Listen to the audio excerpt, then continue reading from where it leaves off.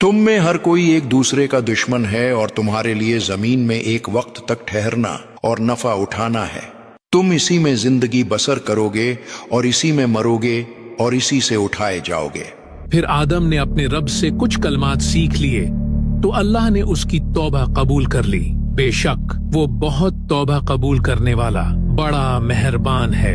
ऐ मेरे खुदावंदा, मुझे दरगुजर फरमा और मेरी इस तन्हाई का मदावा फरमा दे। और यूं कई सालों की तन्हाई, तौबा, इबादत और दुआ के बाद अल्लाह ने आदम अलैहिस्सलाम और इनकी जोजा हव्वा को एक दूसरे से मिला दिया।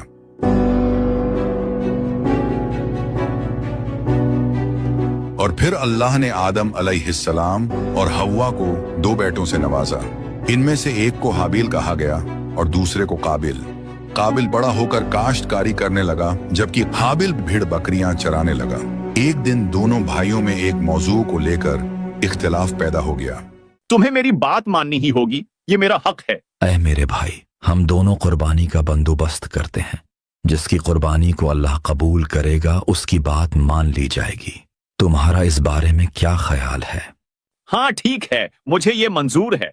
और उन्हें आदम के दो बेटों का वाकया सुनाओ जो बिल्कुल सच्चा वाकया है। जब दोनों ने कुर्बानी पेश की तो एक की कुर्बानी कबूल की गई और दूसरे की कबूल न की गई तो उसने कहा, मुझे कसम है मैं तुझे मार डालूंगा। खुद पर काबू रख मेरे भाई। अल्लाह उसी की कुर्बानी कबूल करता है जिसे अल्लाह का डर हो।